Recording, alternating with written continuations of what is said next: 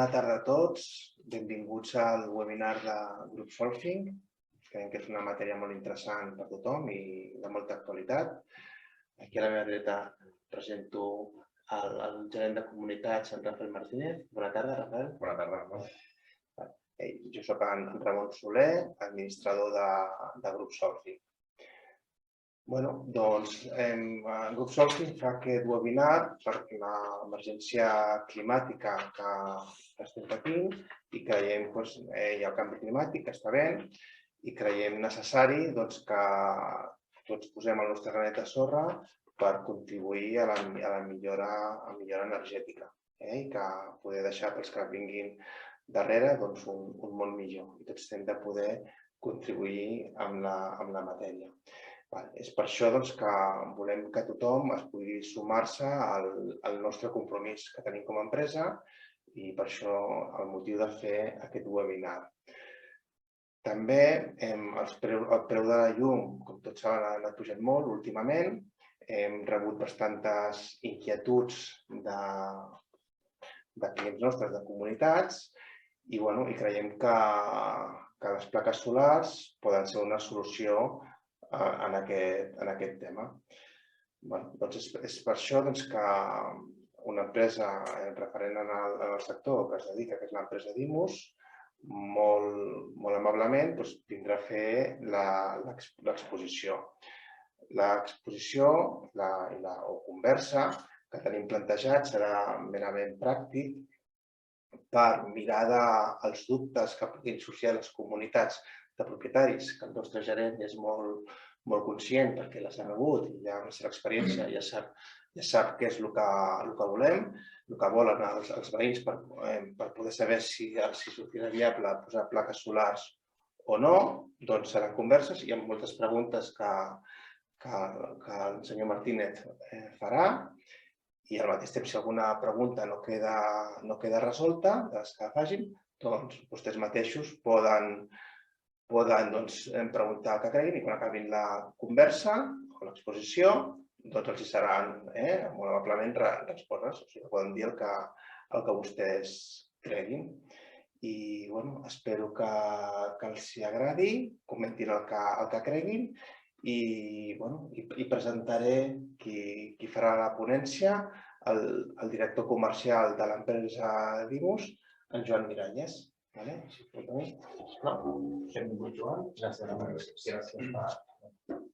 Bona tarda, Joan. Bona tarda. Què tal? Bé, ara prenc la paraula per presentar-te. En Joan Miralles és, com deia el Ramon, el director comercial de l'empresa Dimus Energy. Ja ens coneixem d'alguna altra instal·lació que hem fet amb alguna qualitat exitosa, com han sigut uns canvis d'il·luminació de sempre a la tecnologia LED.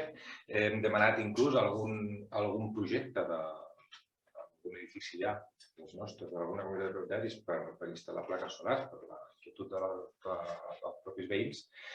I bé, com deia en Ramon, davant de l'emergència climàtica i incrementat també, o sigui, bàsicament, l'emergència climàtica que tothom ens hem d'anar a posar el nostre granet de sorra, independentment d'això també pot aportar un benefici per a les comunitats que avui ens explicarà a veure de quina forma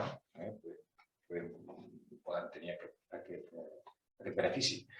Em refereixo al cost de l'energia elèctrica darrerament des del mes de juliol, que ha patit un increment important.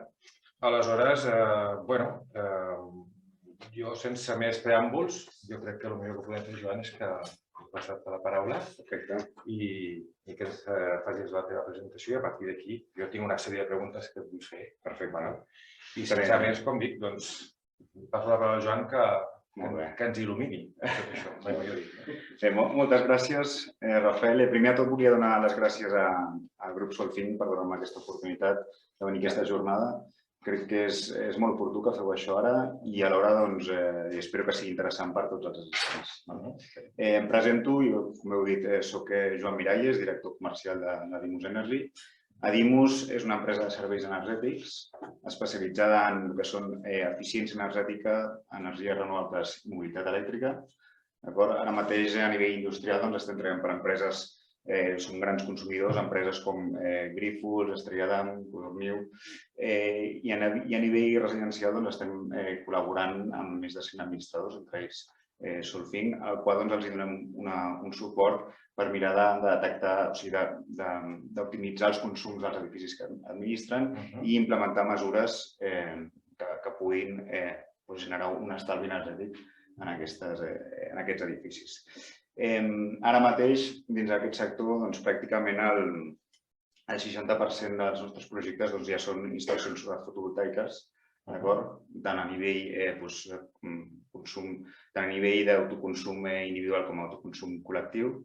I al final això és degut a que hi ha hagut un gir de 180 graus per tots els implicats, sobretot, per exemple, les entitats governamentals, davant de l'emergència climàtica que hi ha actualment, creuen que s'ha de fer una aposta molt clara per el que és la transició energètica i això es tradueix en ajudes molt interessants, com per exemple el fons Next Generation, que ja ha sortit, i a nivell més municipal, alguns ajuntaments, com per exemple de Barcelona, estan fent bonificacions en l'IBI per als immobles que facin instal·lacions fotovoltaiques. Molt interessant. D'acord. Perfecte. Bé, doncs, si et sembla, a veure, jo començaria per preguntar-te quins avantatges té aquest tipus d'instal·lació per a les comunitats de propietaris? Sí, deixa'm fer-te un incís, perdona, que volia comentar. O sigui, a part de les ajudes, també és veritat que la part de la societat s'està donant compte que cal fer quelcom. Exacte, i per això s'estan comprometent i cada cop estan veient, o sigui, estan havent-hi una demanda també per la part més mediambiental. Alhora, també, com comentava el Ramon, hi ha hagut una pujada molt forta en el que és l'energia, la gent està preocupada i, com deia, les plaques solars és una solució que et va protegir sobre aquestes pujades. Tot això fa que al final aquests projectes tinc un atractiu, sobretot també a nivell financer. Estem parlant d'amortitzacions entre 2 i 3 anys, que fa que el preu de la llum i les ajudes actuals sigui un projecte que sí o sí s'ha d'executar i qui no executi aquesta instal·lació a casa està perdent diners. Aprofitant els ajuts que estaven atorgant ara, com comentaves. Després indagarem una mica més amb el tema dels Next Generation i l'IBI i AES, suposo, he sentit també, no? Després entrarem una miqueta més en tema. Doncs, com em preguntava, quins avantatges suposa per a una comunitat de propietaris? Sí, sobretot... Quin benefici... Sobretot és la part de l'estalvi energètic. Al final estem muntant una instal·lació que ens genera una energia solar renovable, una energia gratuïta, que això es tradueix en un estalvi tant per serveis comuns com per vivendes. I alhora també estem parlant per exemple, els propietaris d'un immoble que no hi visquin, alhora també estan millorant el seu actiu. Lògicament. Perfecte.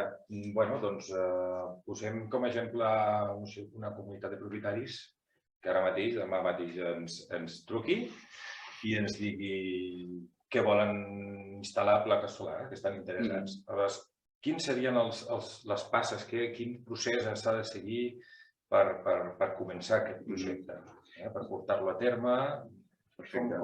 Com començaria? Sí, no, o sigui, a DIMUS al final només el que sol·licita la comunitat és que ens faciliti una factura elèctrica de cadascun dels serveis comuns, ja sigui la factura de l'escala, de l'ascensor, de la porteria, també una factura elèctrica d'una vivenda tipus i saber què paguen d'IBI una de les vivendes.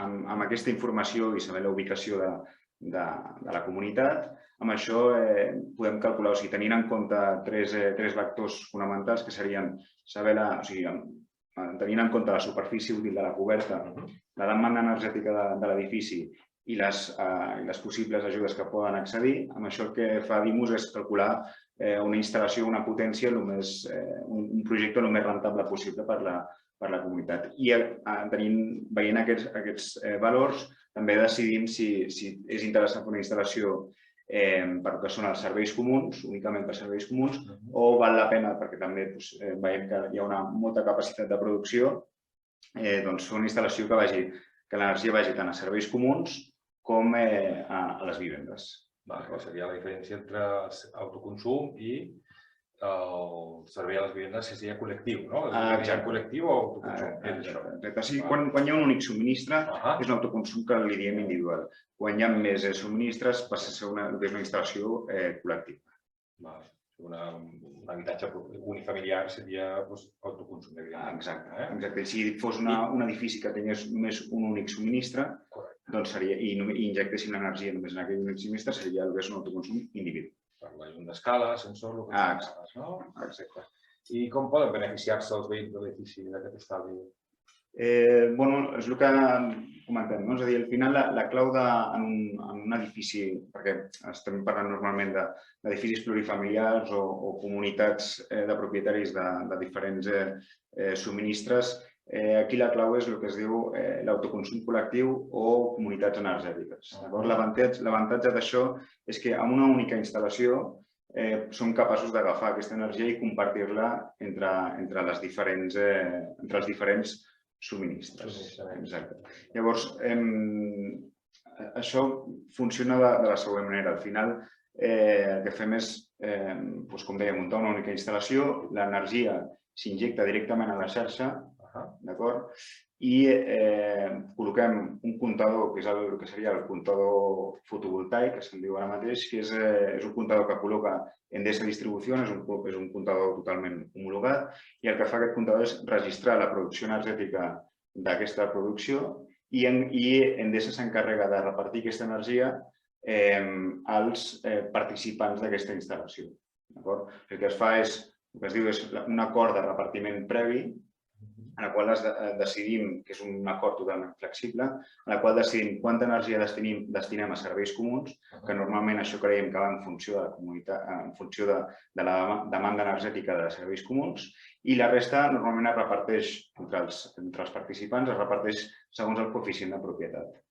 Alhora, és interessant això que en aquest acord de repartiment poden participar no només les vivendes o locals que estiguin en aquesta comunitat de propietaris, sinó que també poden accedir vivendes que estiguin a menys de 500 metres del punt de connexió. És a dir, que si alguna comunitat, si per exemple són dos edificis que estan continus i un edifici no té superfície útil per col·locar plaques solars fotovoltaiques, els subministres de l'edifici que no té possibilitat de posar plaques solars, no té la possibilitat de col·locar plaques solars fotovoltaiques, podria entrar dins de l'acord de repartiment que faríem.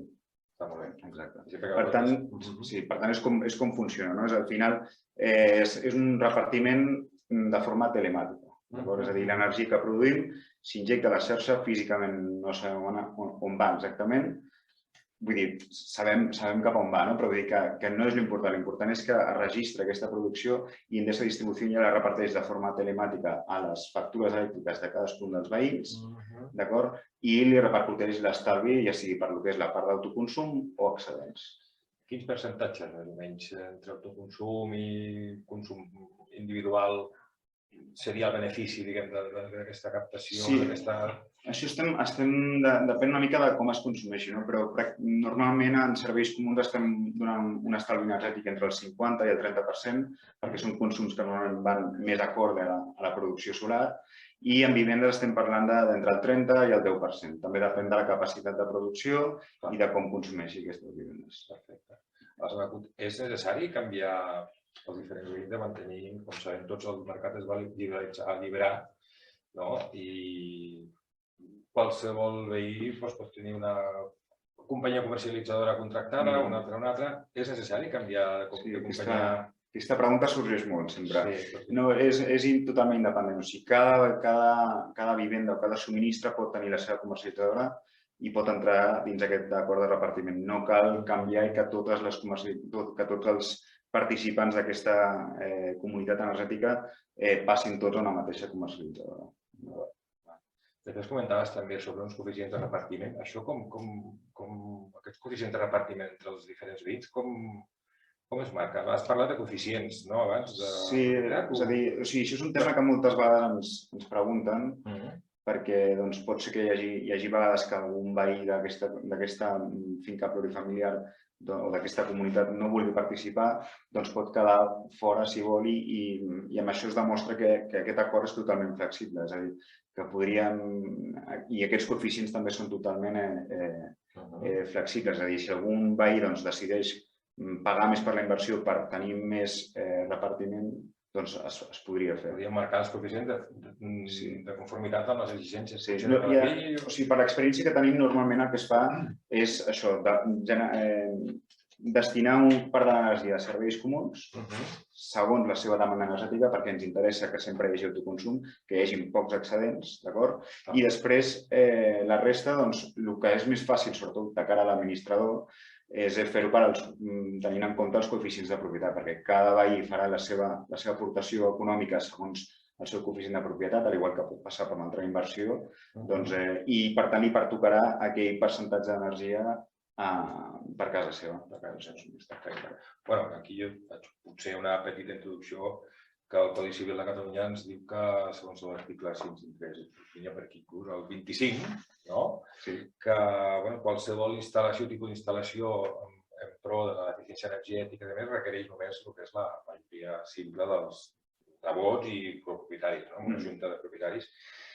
Per tant, després surten dubtes, no? Clar, si un veí no està interessat en els serveis, en beneficiar-se d'aquesta captació d'energia, ja comentaves, s'entén que ha d'estar exempt de pagament de l'instal·lació. Ara bé, si només és de serveis comuns, si fos per autoconsum, entenc que, des del meu punt de vista com a administrador de finques, clar, si és un acord que s'ha arribat a tal acord d'aquesta manera, en majoria, com que és per serveis comuns, estarà obligat de totes maneres a incorporar-se. Sí, en aquest cas sí, perquè se sentiria beneficiat sense una inversió. Jo tenia per aquí alguna pregunteta. No sé si tens algun cas així que hagueu fet amb alguna comunitat. Sí, si no es fa res, et presento un moment. Ja veig que hi ha bastantes preguntes, Això és bo. És que és normal, Vale. Bé, això és una instal·lació que hem fet aquest any, d'acord? És un exemple molt típic. En aquest cas és a Sant Gervasi, una finca plurifamiliar de Sant Gervasi. En aquest cas us mostrem el que, en aquest cas, l'ajuda que poden rebre per la part de la bonificació de l'IBI. Recordem que l'ordenança fiscal del 2021 de Barcelona contempla que si tu fas una instal·lació solar fotovoltaica pots bonificar el 50% de l'IBI durant 3 anys fins a arribar al cost del projecte. Llavors nosaltres el que veiem és que segons l'IBI que paga una vivenda i mitjançant el cadastre podem veure què paguen d'IBI tota la comunitat, i d'això extraiem el màxim bonificable, que seria l'IBI total fent el 50% i multiplicat per 3 anys. En aquest cas, és una finca que paga uns 2.000 euros d'IBI aproximadament per veí, són 20 vivendes, llavors estan pagant 40.000 euros d'IBI i per tant tenen un màxim bonificable de 60.000 euros. Llavors el que fem és calcular, veure la superfície útil que té la coberta, i veient també la demanda energètica que tenen, fem, com comentava al principi, fem un estudi de tot plegat per trobar la instal·lació el més rentable possible. En aquest cas els sortia una instal·lació de 27 quilowatts pic, i li suposava un pressupost d'uns 25.000 euros. I per tant aquesta comunitat es podia bonificar 25.000 euros. Per tant, el que estem mostrant en aquest cas és que la bonificació està cobrint el 100% del cost del projecte. Per tant, és molt interessant perquè al final l'Ajuntament, a través de la bonificació, els està pagant el 100% del cost del projecte. I a part, en aquest cas, va sortir uns càlculs que els sortia un estalvi del 38% per serveis comuns i un 30% aproximat a les vivendes. Això sí, també tinc una... Sí. No, sí. Tinc... No, espera. Ara. I això és un cas exemplar o sigui, els components que intervenen en una instal·lació solar fotovoltaica, crec que és interessant que la gent pugui veure. Com veieu, doncs, tenim les plaques solars fotovoltaiques. Després el que fem és que aquestes plaques, depenent del tipus de coberta, si és una coberta plana transitable o una coberta inclinada, doncs cada cas té la seva tecnologia per poder subjectar les plaques solars fotovoltaiques. Quan són cobertes transitables, normalment ens trobem una capa impermeabilitzant i la idea és no tocar-la. És a dir, sabem que és molt important no tocar la capa impermeabilitzant per evitar problemes de filtració. Exacte, llavors, digues. Perdona, veig aquí, banda d'això, veig aquí una centralització de comptadors de llum. Sí. És necessari entrar? O sigui, no tots els edificis tenen els comptadors centralitzats. És necessari entrar a accedir als habitatges i els comptadors estan als habitatges o no s'ha d'accedir per res? No s'ha d'accedir per res a les vivendes. O sigui, com veieu aquí, el que fem és que l'energia que produïm passa per l'inversor, que és un equip molt important que el que fa és convertir l'energia de contínua en alterna, que és com la consumim, i aquesta energia s'injecta a la xarxa passant pel comptador fotovoltaic que comentava abans. Per tant, exacte, és un repartiment telemàtic a nivell numèric. Mai hem d'accedir a les vivendes, no s'ha de fer cap connexió física interna i, per tant, és un tema molt còmode per les vivendes. És una pregunta que sempre surt i és un sistema que és molt fàcil, de veritat. Llavors, seguint el fil que comentaves, doncs, en el que és una coberta transitable, plana transitable, doncs col·loquem uns lastres que són uns blocs de formigó que amb el seu propi pes subjecten a les plaques solars fotovoltaiques i evitem això que dèiem de les filtracions. D'acord? Comentaves abans, m'ha semblat entendre que és un projecte, el que feu vosaltres és un projecte claus en mà. Ara tornarem al tema de l'IBI, que això que explicaves, i el tema Next Generation, dels ajuts europeus Next Generation, perquè sí que sé que han arribat, o estan arribant, no? Estan per la frontera. Sí, ara. I ens interessa molt, perquè clar, si ja amb l'IBI ja ens podem beneficiar de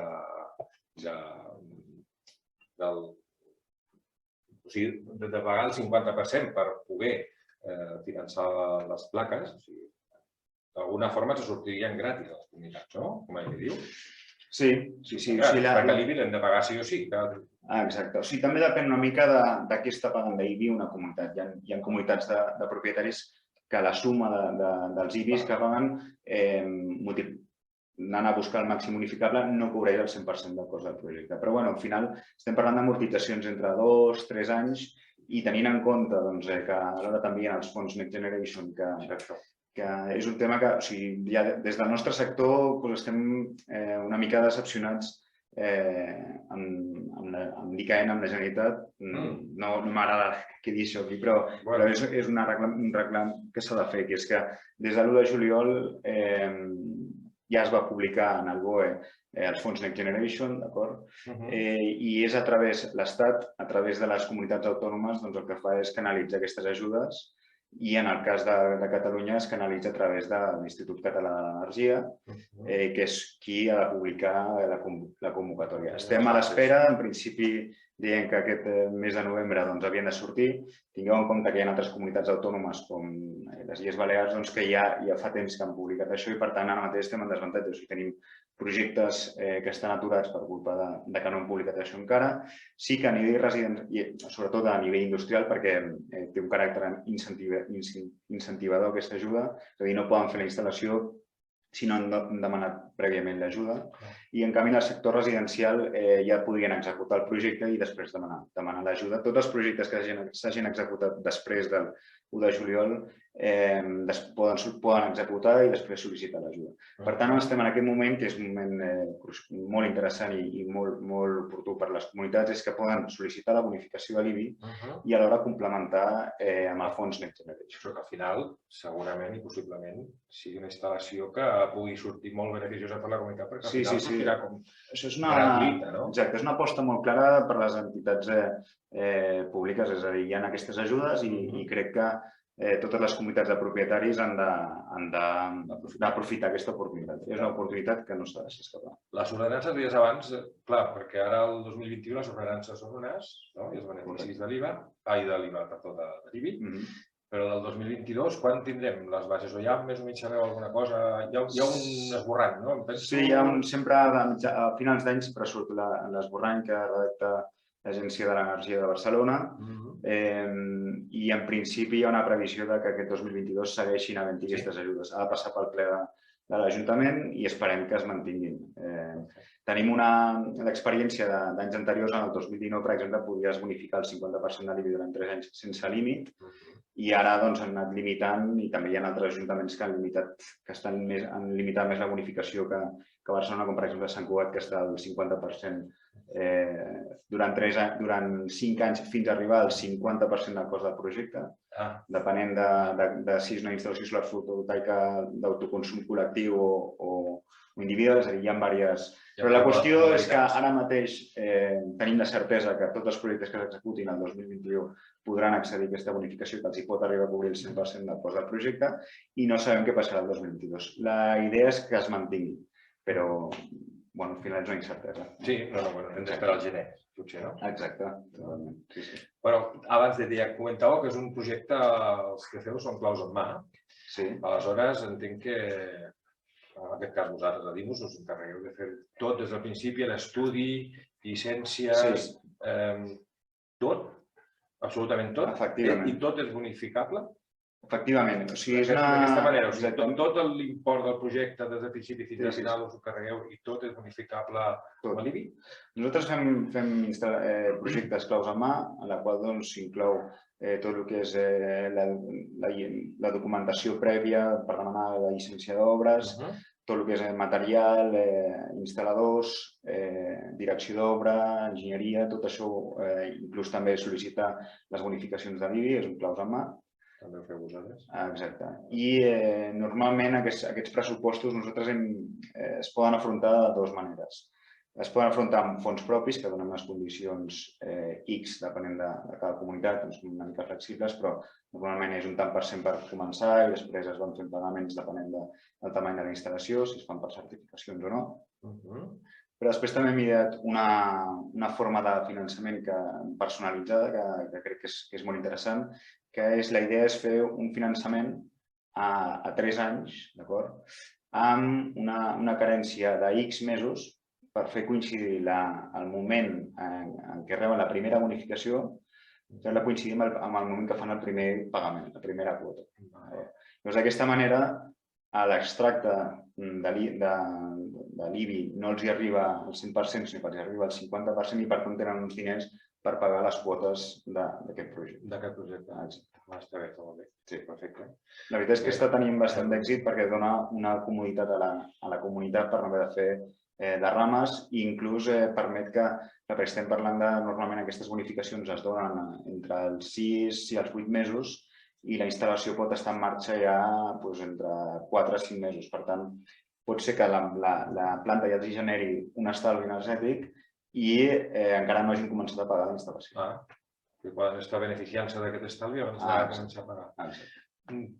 Quina durada té una instal·lació concreta? Més o menys has dit...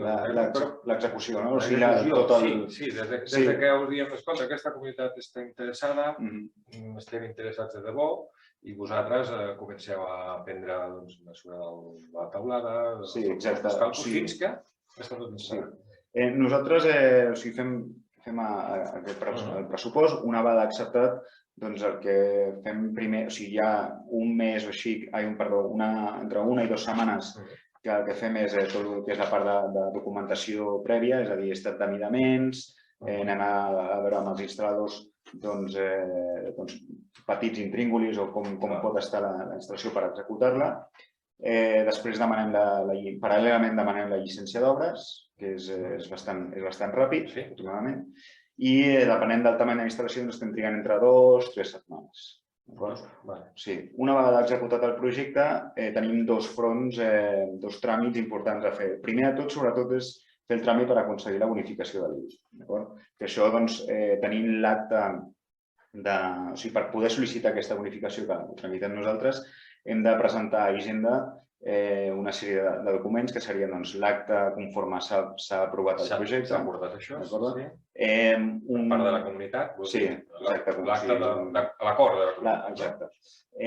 També s'ha de presentar l'acusament de rebuda conforme s'ha demanat la llicència d'obres, les factures del cost del projecte, i el RAC, que és el registre d'autoconsum conforme s'ha legalitzat aquesta instal·lació. Amb això ja s'entrega, això ho fem nosaltres, ja ho he dit abans, i d'aquesta manera queda registrat ja la sol·licitud de la bonificació. Després, i això és imminent, és a dir, tu executes el projecte, acabes i és imminent, però triguen això entre 6 i 8 mesos en donar la resolució per part d'Hisenda. I després hi ha l'altra part, que és el tràmit per aconseguir el comptador fotovoltaic, que per aconseguir-lo s'han de fer una sèrie de tràmits tant amb la Generalitat com amb Endesa Distribució, i també el que s'ha de fer és fer el canvi de contracte de cadascun dels veïns pel contracte d'autoconsum. Que això també ho fem nosaltres i ho fem demanant una autorització per part de representació per part del titular del contracte, el DNI i la factura elèctrica, i amb això ja nosaltres ens posem en contacte amb Mola Luz, Factor Energia, les comercialitzadores actuals, i els hi fem aquest canvi. Llavors, quan això està madurat, quan això ja està fet, és Endesa Distribució qui va col·locar el comptador fotovoltaic i és llavors quan podem posar en marxa la instal·lació. O sigui que al final nosaltres sempre plantegem a les comunitats com una espècie de marató, perquè moltes vegades es troben que la instal·lació ja està executada i clar, ens veuen en plan, com és que no està en marxa? I és que posteriorment hi ha uns tràmits que són bastant farragosos però que acaba sortint. Llavors després ja posem en marxa la instal·lació i ja comença a partir d'aquí a produir i ja les comercialitzadores perceben que hi ha aquest autoconsum i aquest excedent i, per tant, ja poden repercutir l'estalvi als seus clients. Parlant d'això, què passa si algun copropietari, ja en marxa tota la instal·lació, decideix canviar d'empresa comercialitzadora? No hi ha problema, perquè al final això a Endesa Distribució li consta que aquest CUPS, aquest subministre, té una planta solar fotovoltaica i ja li transmet això. És Endesa la que transmet a la nova comercialitzadora. Exacte. Jo m'havia apuntat algunes preguntes molt interessants per jo pròpiament. Superfície mínima de coberta és necessària o no? Sí. O sigui, tots sabem que a Barcelona hi ha diferents casuístiques d'edificis, hi ha de tot, des de l'Eixample són edificis amb un terrat molt interessant. O sigui, és que depèn. Al final, per això deia al principi que nosaltres el que fem és estudiar la superfície útil i la demanda energètica i llavors decidim si val la pena muntar una potència només per serveis comuns o per totes les vivendes. Sí, clar, cada cas és diferent, però no impedeix, o sigui, tots els edificis tenen coberta, això està clar. Exacte. Més petit o més gran. Exacte. Sí que és veritat que hi ha edificis que ens trobem que hi ha terrasses privatives, però sempre hi ha una part de tot que és comunitària. Llavors, sí que si nosaltres veiem si és viable o no viable, però normalment no ens trobem en aquest cas. Has dit abans que estudieu també si les cobertes suporten el pes, feu l'estudi del pes que pot aguantar la coberta. Això ho feu vosaltres a través de... Sí. És una pregunta que també surt molt, perquè al final estàs posant un pes a sobre i sobretot els dels àtics... És que les cobertes són molt susceptibles. Les cobertes és un lloc dels edificis que dona molts problemes. Totalment s'ha de cuidar molt. Som els primers que quan fem aquest tipus d'instal·lació no volem problemes. Per tant, tenim molt clar i fem uns estudis molt exhaustius amb aquest tema. Mirem quin és l'any de la construcció de l'edifici, depenent del codi tècnic que regia en aquell moment, sabem com poden suportar aquests forjats o la coberta als pesos que nosaltres incorporem i no hi ha problema. Sí que algunes comunitats inclús ens han demanat que un arquitecte extern certifiqui que el pes que nosaltres incorporem és correcte. Clar, també és una manera de... En el cas que una coberta donés problemes, un cop està feta la instal·lació i estan allà posadeta, en marxa, tenim un problema amb la coberta i tenim filtracions als pisos superiors de la finca, que això és molt habitual. Què passa amb la instal·lació? S'ha de desmuntar, evidentment. Si s'ha d'impermeabilitzar tota una coberta, això, mentrestant, la instal·lació, entenc que s'ha de desmuntar. Sí, s'ha de desmuntar, està clar. I mentrestant, la planta queda aturada. No es produeix... Si s'ha de fer una actuació que s'ha de desmuntar, sí que el bosc es pot desmuntar per zones, d'acord? Llavors no és que la desmuntis tot de cop, no pots desmuntar per zones. Però de totes maneres, moltes vegades, nosaltres abans d'executar aquesta instal·lació recomanem que la comunitat faci una rehabilitació íntegra de la coberta, sempre i quan l'Estat si l'Estat és que ja toca fer-ho, doncs sempre els diem, escolta, feu abans de muntar les plaques. Però, bueno, si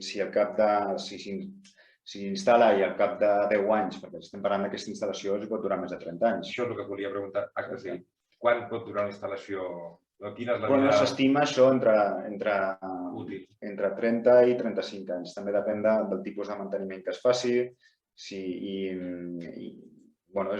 això. Llavors sí que s'ha de tenir en compte que hi haurà un moment que s'hauran de moure i per això, sobretot a nivell de cobertes planes transitables, fem instal·lacions que són movibles. Perfecte. Perquè ara deies això del tema dels 30-35 anys. Passat el manteniment. Quin tipus de manteniment porten aquestes... El manteniment... Tots entenem que tota instal·lació d'un edifici, un ascensor, un extintor, tot el que hi ha a l'edifici i tota maquinària necessita un manteniment. Entenc que les plaques també, però, quin tipus de manteniment? Perquè no sé, a banda de neteja o... Hem de pensar que aquest tipus d'instal·lacions és com, jo li dic que és com un escalèstic, perquè és molt senzilla. És molt senzilla. I el manteniment no és obligatori, però sí que és recomanable fer un manteniment preventiu anualment, recomanem fer-lo anualment, per fer neteja de les plaques solars, que òbviament hi ha dies que hi ha mesos que pot ploure fang o el que sigui i potser triem 3 mesos en venir a fer el manteniment. Pot ser que també durant aquest període torni a ploure i plogui normal i es netegi, en aquest sentit. Però sí que quan fem el manteniment és interessant comprovar que tots els quadres elèctrics funcionin, totes les proteccions funcionin de forma correcta, fer una mica de tota la part de la subjecció, tornar-les a repretar. És a dir, és un control total de la planta solar. Penseu que també nosaltres aquestes plantes estan monitoritzades. Al despatx tenim un panell de control de totes les nostres plantes i si veiem que hi ha cap incidència ens surt una alarma i podem actuar de forma directa. Si veieu si està produint o no, o si ha baixat la producció, exacte, ja veiem si està passant alguna cosa. Molt bé. I és molt... Suposo que depèn de cada cas, evidentment, la pregunta és una mica així, però és molt costós aquest manteniment? No, estem parlant depèn del tamany. Estem parlant entre 300, 700 euros, depèn del tamany. A l'any? Sí, a l'any. Hi ha molta gent que confon el que és les instal·lacions solar tèrmiques, que són instal·lacions molt més complexes. Les de l'aigua calenta, no? I aquesta sí que requereix, exacte, per l'aigua calenta sanitària i aquestes instal·lacions són molt més complexes i requereixen un manteniment més exhaustiu i que requereix un cost molt alt. Aquestes porten acumuladors d'aigua, porten canonades, porten aigua, hi ha calç, hi ha moltes coses. Per això que és un sistema, per això dic que és com un escalèstic, és molt senzill. Sí, ja veig. Exacte. Perfecte. Què més estava a dir? És possible aquesta bonificació de l'IBI? És que vam venir. La bonificació de l'IBI és possible també aprofitar-se si és un edifici d'oficines o aparcament? Sí, correcte. O sigui, un aparcament, perquè hi ha edificis d'aparcaments també. L'ordenança fiscal del 2019 no contemplava que aquest tipus d'immobles es poguessin beneficiar d'això. O sigui, només era enfocat en el sector residencial. I, de fet, hi havia edificis que, clar, es beneficiaven totes les vivendes, però els locals de baix no es podien beneficiar d'aquestes bonificacions. Llavors l'Ajuntament, això l'any següent ha anat canviant i inclús ara estem parlant que es poden beneficiar oficines, escoles, centres culturals, centres religiosos, pàrquings. Vull dir que han obert el ventall perquè al final qualsevol que vol fer aquesta aposta tingui dret a bonificar-se. Només d'IBI? IAE? A l'IAE també, però diria que no és compatible. És a dir, si et bonifiques de l'IAE no pots bonificar del... I això és interessant sobretot per aquells immobles en el qual hi hagi un inquilí, d'acord? Que, clar, aquest inquilí no està pagant IBI, perquè no és el propietari d'aquest immoble, però sí que està pagant IAE perquè té una activitat econòmica i, per tant, podria sol·licitar la bonificació de l'IAE. Perquè al final són NIPs diferents, són entitats diferents. És a dir, una cosa és el propietari i l'altra és qui, per tant, no es podria beneficiar en aquest sentit. Perfecte. Molt bé. Bueno, preguntes... M'imagino que, a més, ja veig que... Estic veient que això hi ha bastantes preguntes. No, si vols, anem a passar una miqueta al torn de preguntes que li hem anat. A ver, aquí ens diuen: mi comunidad tiene sistema eléctrico con distribuidor eléctrico antiguo. Con la instalación de paneles solares se utilizarán el mismo sistema eléctrico antiguo o pondrían nuevas cajas de distribución de acorde con los paneles solares. Creo que ya ha quedado contestada antes, quizás, ¿no? Porque no, el distribuidor eléctrico antiguo no tiene... És que no sé què refereix, és a dir, al final... Suposo que es deu referir al quadre elèctric de la finca. Sí, és una instal·lació paral·lela. Com que és paral·lel, que ho has explicat abans, no? Que és paral·lel. Sí que fa recordar que és important mirar quina tensió té l'edifici, perquè si té una tensió antiga, que pot ser que refereixi això, si té una tensió antiga s'ha de col·locar un transformador. Un transformador? Sí, això ja ens hem trobat. Us hem trobat. O sigui, ja ho estudieu també, això. Sí, totalment. Molt bé. Perfecte. ¿Qué més? Mi comunidad tiene 2 edificios. Me parece bien que se distribuyan los paneles solares. Vale. Supongo, lo digo en castellano porque la pregunta es en castellano. Supongo que se refiere al hecho de que, como es a lo que hablamos de la instalación colectiva, ¿no? Es decir, que un edificio no puede colocar placas solares por su forma, por la cubierta que tiene, pero si se pone de acuerdo con el edificio al lado, pues podría... Instalarla allí y beneficiarse aquí, ¿no? Más coses, Imma Bonet nos pregunta: les bonificacions de l'IBI sols és per Barcelona o també l'àrea metropolitana? Sí. També has comentat alguna cosa. Sí, exacte. O sigui, al final cada municipi té la seva ordenança fiscal i és allà on s'ha de mirar quines condicions té. Nosaltres, quan ens diuen on està l'immoble, som els primers que anem a buscar aquella ordenança fiscal i veient les condicions que té. Laura, quin és el cost estimat d'instal·lació? És que això no m'atreveixo a dir-ho, perquè al final és que depèn del tipus de coberta, del tipus... Ja ho he dit, si una instal·lació d'uns 25 quilowatts estem parlant de 25.000 euros. Sí que és veritat que hi ha referències de preus, són preus antics, perquè ara malauradament els preus dels panells està pujant, és a dir, com que hi ha mancança de matèria prima, el nostre sector està notant una pujada del preu que ens està afectant. Això ho havíem sentit, era una pregunta que tenia també aquí a la recàmera, perquè hem sentit tots a través dels mitjans i la premsa que estan faltant components per... Sí, a part d'això, és a dir, a part que estan pujant els preus, és que està venint una demanda molt bèstia i venim de la crisi del Covid, ara llavors estem arrossegant una mica tot plegat, hi ha molta demanda, també Xina s'està quedant molts panells i és això, al final quan puja la demanda puja el preu. Bé, seguim. Pere Pérez, Olarte, si la producció és superior al consum, Endesa ho compra? Preu? Gràcies. Si la producció... Sí, això, exacte, estem parlant d'excedents. No, és perfecta aquesta pregunta perquè no havíem parlat dels excedents. És a dir, al final el que fan Endesa, distribució, és que quan li arriba la corba de producció, la casa la creua amb la demanda energètica, llavors en aquell moment veu en quins moments hi ha autoconsum i en quins moments hi ha excedents.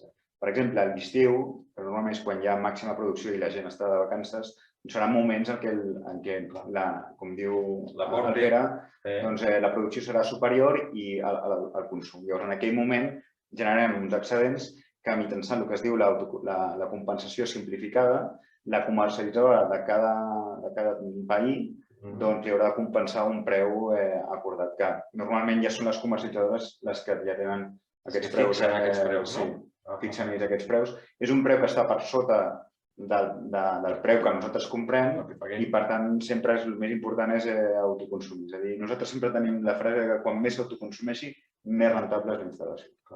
I aquest excedent també es pot guardar en bateries o acumuladors? No. No. Això ho han estipulat així per comercialitzadores, una normativa, i el que es diu la compensació simplificada. Perfecte. Que això ja es veuria, és a dir, a la factura elèctrica tu veus, tenim sempre el terme d'energia, que és el que consumim, i el terme de potència, que és la potència contractada. En el terme d'energia, allà ja es descompta l'energia autoconsumida. Per tant, si ens anaven a cobrar 1.000 quilowatts de consum energètic i hem autoconsumit 300, per exemple, doncs ja la factura elèctrica vindria a 700 quilowatts hora el consum multiplicat pel preu d'energia. I després hi hauria un altre concepte, que és el de l'excedent, és a dir, energia excedentària, que seria els quilowatts d'excedent multiplicat pel preu del quilowatt hora pactat amb la... Perfecte. Molt bé, crec que s'ha respost molt bé aquesta pregunta. Bueno, intentem. Aquí tenim una altra pregunta. S'ha de modificar, a més del terrat, a l'habitacle dels comptadors? Bueno, ja hem comentat abans que no. Hem dit que no s'ha d'entrar a casa de ningú ni entrar a la sala de comptadors. Sempre i quan estem parlant d'instal·lacions col·lectives. Sí. Quan són instal·lacions individuals, és a dir, que l'energia que generem l'aprofita només un únic subministre, un únic CUPS, és a dir, posem el cas que hi ha una finca que té molt poca superfície, llavors decidim que l'energia només anirà a serveis comuns. I aquests serveis comuns només té un únic comptador, que seria, per exemple, el comptador de l'ascensor, que l'energia de la il·luminació, que a vegades és el comptador de l'escala, doncs ja està unificat al comptador de l'ascensor. Doncs que tenen un únic comptador. Doncs aquesta energia no cal muntar un comptador fotovoltaic ni res, sinó simplement que l'energia es connecta al quadre elèctric de l'edifici. Llavors ja aquesta energia passa dins de l'edifici. Només que fos? Un únic subministre. Un únic subministre. Exacte. Si són els veïns, aleshores no, perquè... Llavors hem de fer lletra, exacte. Hem de fer el comptador. Però seria una instal·lació senzilla, entenc també, no? Sí, és més senzilla. Hi ha menys tràmits, inclús és a dir, acabem la instal·lació i ja posem en marxa la planta solar. Estupendo. Molt bé. A ver, ¿qué límites físicos o de orientación solar nos podemos encontrar que limiten o dificulten la instalación llegando a hacerla inviable? Correcto, o sea, hay edificios que por mucha placa que pongas, si tenemos edificios colindantes que generan sombras, exacto, pues la producción será muy baja y no merece la pena hacer la instalación. Sería el caso de a lo mejor alguna finca de alrededor que sí que tuviera placas y beneficiarse de esos 500 metros. Exacto, sí, sería cuestión de ponerse de acuerdo. Por eso se llama lo que son las comunidades energéticas. ¿De acuerdo? Pero sí que hay situaciones en las que no podemos cortar un edificio al lado. Tenemos esta sombra, pues la tenemos y... Ni elevarlas. Sí, bueno, ahí incluso... Sí, se estudia. Incluso hay algunos edificios que lo que proponemos es poner pérgolas. Ponemos una pérgola y montamos las placas solares fotovoltaicas encima. La pérgola tiene un sobrecoste, evidentemente, pero a la vez también hacemos que el terrado pues, siga teniendo la actividad que puede tener antes de extender la ropa o de... muy bien. Exacto. O sea, de esta forma no limitamos la cubierta y podemos colocar una planta solar fotovoltaica que a la vez nos permite, como la elevamos, superar algunas sombras que podrían generar algunos obstáculos. Muy bien. Ignasi Gallar, hola, quan parlem del cost de la instal·lació, de quins conceptes parlen? De les plaques fotovoltaiques? Del cost del projecte que fan vostès, de la instal·lació pròpiament de les plaques i comptadors o de tot plegat? De tot plegat. Tot plegat, no? És a dir, és una instal·lació, és un pressupost claus en mà. Entre la part legal, la part de material, de disseny de la instal·lació, de direcció d'obra, l'execució, entre tot. Bona nit, en el cas de la comunitat de Quevedo 21, bueno, això és una comunitat que hem vist nosaltres, a quin lloc es podrien col·locar les plaques? En cada cas... Això ho mirarem, això, sinó que es posin en contacte amb nosaltres. Sí, a nosaltres enviarem la sol·licitud a IMUS i es farà l'estudi sense cap tipus de problema. Sense cap compromís. I sense cap compromís. Més preguntes. Hola, primer hem de pagar i a través del IBI dels anys següents ens beneficien de la reducció. Correcte. I si venem el pis abans dels 3 anys ho perdem? És una bona pregunta. O sigui, sí que és el primer que diu, no? En principi és primer s'ha de pagar, sempre quan no afrontin la inversió en finançament. O sigui, primer haurien de pagar i a través de la bonificació de l'IBI doncs haurien el benefici aquest de la reducció.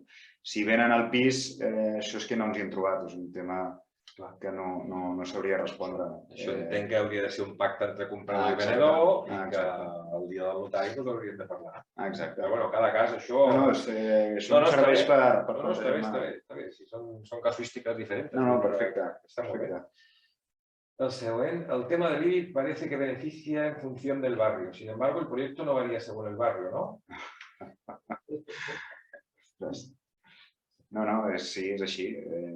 Al final, segons els barris, es paga un IBI o un altre, o també depèn del tamany de l'immoble, és el que hi ha. Per això, a part de la bonificació de l'IBI, existeixen els fons Next Generation que no discriminen aquest tema. Al final, el fons Next Generation va en funció de la potència que tu instal·lis. D'acord. A veure si ens arriba la informació. Sí, no. Espero que serveixi de reclam. A veure, Xavier Martínez, amb quins límits físics o d'orientació solar ens podem trobar de manera que limitin o dificultin la instal·lació arribant a fer-la inviable? Les ombres. És a dir, límits físics és la superfície útil i les ombres. No es poden fer malabars. Sí que a través de les pèrgoles o de diferents alçades que tingui la coberta es pot anar... La idea és buscar la màxima rentabilitat. Si veiem que no és viable col·locar una planta solar fotovoltaica, es diu i ja està. Perfecte. Irene Fernández, bona tarda. Voldria fer 3 preguntes que crec interessant de cara als propietaris. Es pot saber la vida útil de les plaques abans de contractar el servei? Sí, estem parlant d'això, de 30-35 anys. I nosaltres ara estem proponent unes plaques solars fotovoltaiques que tenen una garantia de 25 anys. Per tant... Garantia de 25 anys. Garantia, estem parlant de garantia, no de 25 anys. Garantia, Garantia de 25 anys. Amb una empresa sòlida que porta temps a 625 i l'inversor, que també és un equip important, de 12 anys de garantia. Molt bé. Són equips molt robustos i, com deia, al final és una instal·lació molt senzilla. Molt senzilla, no? Sí. Però 25 anys em semblen... Ves com està el mercat. La fiabilitat del material que s'utilitza. Tenen cost anual de manteniment? Ja hem dit que sí. Un manteniment molt senzill, que és bàsicament neteja i revisió de, suposo, col·legiats o... Important que quedi clar que és un manteniment que no és obligatori, però sí recomanable. En el contracte es detalla el cost de les reparacions de possibles averies? Són 25 anys de garantia? Sí, un panell que s'hagi fet... La instal·lació té 2 anys de garantia. Si falla la instal·lació perquè hi ha hagut un cable que no està ben connectat al que fos, doncs té 2 anys de garantia. I això dona peu també a entrar en un altre tema, que és tema reparacions. Què passa si una instal·lació rep un llamp o un granissat que fa malbé la instal·lació? Al final això, qui s'ha de fer responsable és la pòlissa, és l'empresa que està... Aquí tenia la pregunta. Sí, l'empresa que hagi assegurat l'immoble, perquè al final el que s'ha de fer és que una vegada fet aquesta instal·lació... S'ha de notificar la companyia d'edifici. Exacte, s'ha de comunicar... Perquè és una instal·lació més que tenim. Exacte, s'ha de comunicar, pots que hi hagi un increment, això sí, és un tema de negociar-ho amb la pòlissa. Que cobrís aquest tipus de possible... Exacte. Però, per el que preguntava, al bord de les reparacions, quin tipus de reparacions poden ser? Si no funciona i... És que afortunadament no ens hi hem trobat encara. Clar, és que no ha passat temps. Exacte, és un tema molt nou i a nivell residencial. A veure, a quin preu es ven l'electricitat a les companyies elèctriques? Bé, ja hem dit abans que es pacta, no? Sí, estem parlant d'entre 5, 3,5 cèntims, 4, depèn. Depèn de la potència, però ha de quedar molt clar que no és el més important. És a dir, els excedents són una part extra de benefici d'estalvi. L'important és l'autoconsum, és l'energia que ens resten del terme d'energia. Genera... Bona tarda. Daniel Alonso. Bona tarda. Es podria considerar un projecte per a un edifici de 4 apartaments d'un sol propietari en un municipi de la província de Lleida? Sí, Sí, no? sí, sí. No veig cap tipus de... Perdona, és que aquí em ve una altra pregunta que moltes vegades em fan. O sigui, quan és un únic propietari, estem parlant que és una propietat vertical, Sí, senyor. aquesta persona també pot fer una instal·lació solar fotovoltaica, beneficiar-se de la bonificació de l'IBI, està pagant, sempre quan parlem d'una vivenda, d'un edifici plurifamiliar, una finca plurifamiliar, i ell pot decidir si aquesta energia s'injecta només a serveis comuns, que és ell qui paga aquesta energia, o inclús pot arribar a compartir aquesta energia amb els seus inquilins. Això ja és un tema de disposició del propietari o no. També és veritat que si tu fas això, el dia que vulguis llogar aquell pis perquè ja no hi ha algú, doncs és un al·licient més, un atractiu més per als teus inquilins. Aquella vivenda en particular tingui un estalvi de per si entre el 10 i el 30%, versus una altra vivenda amb les mateixes propietats, segurament s'anirà amb la vivenda que li generi més estalvi. O sigui que pot ser un atractiu també per a aquells propietaris que no viuen i que alhora es poden beneficiar d'aquesta bonificació. Ara em venia al cap els aparcaments amb carregadors per a vehicles. També donaria una placa... Una placa, suposo que les dimensioneu segons la superfície de la coberta i dels serveis que s'hagin de... els que puguin connectar-se, no? Sí. Aquí entraríem ja amb el sector dels vehicles elèctrics, és que depèn de la casuística. O sigui, si el pàrquing és un pàrquing on té les vivendes a dalt, doncs el vehicle elèctric estaria enxufat al comptador del pis, que aquest comptador estaria dins de l'acord de repartiment, per tant també es podria aprofitar. Després, si és un pàrquing on només hi ha un únic subministre i no hi ha cap vivenda a dalt, ja és un altre... Entraríem un altre debat que jo espero que també un dia fem un debat sobre els vehicles elèctrics. Home, no, sí, això és només a l'inici, perquè el webinar d'avui és a l'inici. Jo crec que és el perfecte. Seguim amb les preguntes, a veure quina és. Ens queda poquet, però intentarem contestar al màxim i la resta, doncs, ja els hi contestarem per mail, perquè passarem a mirar les preguntes i poquet a poquet anirem contestant totes. Pere Valeta, es genera trifàsica, ascensors? Sí. L'estalvi respecte a l'electricitat està calculat el percentatge, però sobre el gas és igual? És que aquí no entrem en gas. Estem generant electricitat. Pere Pérez, pot explicar en què consisteix la instal·lació? Plaques, comptador, bateries? És que jo trobo que ho hem explicat, si no, en tot cas, que es posi en contacte amb nosaltres. Més detall.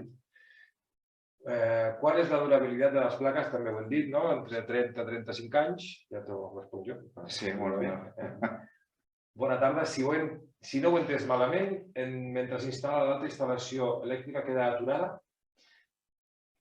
es podria fer per parts? Bona tarda. Si no ho he entès malament, mentre s'instal·la l'altra instal·lació elèctrica queda aturada. No. Una instal·lació paral·lela, és a dir, l'edifici en cap moment queda desconnectat de la xarxa elèctrica. Si instal·lem les plaques en una empresa o oficines que puguin continuar operant sense cap tipus de problema, és que estarà connectat a la xarxa. Exacte. És un recolzament en hores solars. És a més. Correcte. Una pregunta molt típica. Quan està núvol, què passa? Capten, oi? Capten, però baixen. Ara que venim d'uns dies que no deixa de ploure, suposo que... Capten, però baixen el rendiment. I de forma... Perquè el sol surt cada dia, encara que no el veiem. Esperem que sí. Bartomeu Cantallops, quant de temps passa per terme mig entre la inversió que s'ha fet i comença l'inici de la rendibilitat? Crec que han dit 3 anys, jo tenia entès que molts més. Sí, o sigui, al final, una instal·lació solar fotovoltaica sense les ajudes actuals i depenent del consum que tingui aquell subministre, estem parlant d'amortitzacions entre 5 i 6 anys, més o menys, perquè ha baixat bastant el preu dels equips respecte a fa 10 anys, i són amortitzacions entre 5 i 6 anys. A nivell residencial, en indústria podríem estar parlant ja de 4 anys i inclús una mica més perquè ha pujat el preu de l'energia. Per tant, l'amortització encara és més atractiva. En el sector residencial parlàvem això d'entre 8 i 6 anys. Què passa? Que com que tenim les bonificacions de l'IBI, això fa que, com que aquesta bonificació pot arribar a cobrir el 100% del cost del projecte, que redueixi. Clar, llavors estem parlant de rentabilitats de màxim de 3 anys. Si el cost del projecte queda cobert per la bonificació de l'IBI d'aquests 3 anys, estem parlant sobretot a nivell de Barcelona, l'amortització mai serà superior a 3 anys. O sigui, tenim la bonificació més l'estalvi energètic. Per tant, per això parlàvem de 3 anys. Si no posem la bonificació, doncs estem parlant de rentabilitats. És més temps. Exacte, més temps. Perfecte. O sigui que és moment d'aprofitar aquesta bonificació. Correcte. És el moment. Correcte. Farem un parell de preguntetes més i perquè ja són les 7 de la tarda, no volem fer-ho més de tampoc cansar-ho, però contestarem tot, como he dicho antes. Joaquín La Sierra, mi comunidad tiene varios pisos que son de alquiler. Al no beneficiarse su propietario de las placas, ¿puede bloquear la instalación?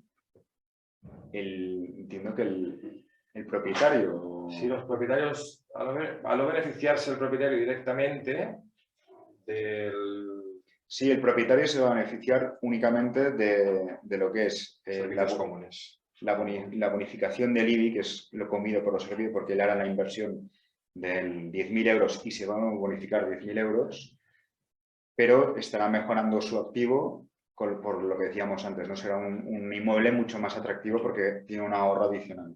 Sí. Y luego lo que puede incluso hacer es esta energía que genera, pues destinarla a servicios comunes para tener el ahorro personal e incluso puede llegar a vender esta energía a los inquilinos a un precio reducido respecto a lo que ya pagan los inquilinos. Es un tema de ponerse de acuerdo. También es verdad que si lo quieren hacer solo los inquilinos, podrían hacerlo, pero no se pueden beneficiar de las bonificaciones del IBI. Sí que se pueden acoger a los fondos Next Generation en este sentido. Pero bueno, es un tema que se tienen que poner de acuerdo los vecinos, los propietarios con los arrendatarios. Pues bueno, vamos a hacer la darrera. Vale. Josep Canalias, ¿podeu dir la superfície útil coberta per una comunitat de 21 vivendes o si no la superfície per cada pis? És que depèn de cada pis.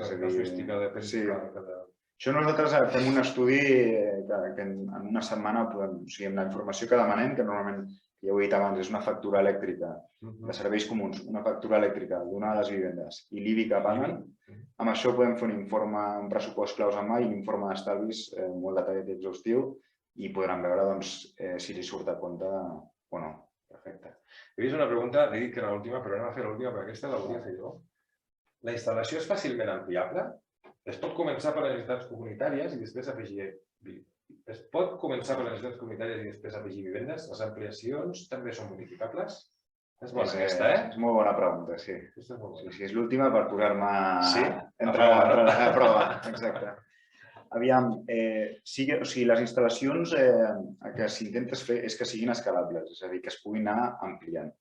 Perquè al final es col·loquen, són instal·lacions paral·leles i van totes a parar al mateix comptador fotovoltaic. El tema està, que és la part que diu al final, que diu les ampliacions també són bonificables. Aquest punt no, és a dir, sí que si fem una instal·lació ara, doncs sol·licitarem la bonificació per l'import d'aquella fase, però han de passar 3 anys per poder tornar a sol·licitar la bonificació de l'IBI. Llavors, en aquell moment sí que podríem demanar una altra cosa. O sigui, han de passar 3 anys. Clar, que són els 3 anys màxims que... De fet, ara ens estem trobant amb algunes comunitats que en el 2019 van fer instal·lacions només per serveis comuns i ara ens estan demanant fer una ampliació per les vivendes. I com que ara podem tornar a demanar la bonificació de l'IBI per aquests immobles, doncs... De cara al 22. Exacte, doncs podran tornar a accedir. Estupendo. Molt bé. Doncs bé, jo crec que ha estat molt interessant. M'ha agradat molt. M'ha deixat moltes coses clares, que també tenia molts dubtes, de raó. Aleshores, els volem agrair a tots l'assistència. Com hem dit abans, les preguntes, que són moltes i hem quedat per respondre, s'aniran contestant a poc via mail. I repeteixo, m'agrair la seva assistència. Qualsevol dubte que puguin tenir, si és a les seves comunitats o a nivell particular, doncs estarem encantats de poder resoldre-ho.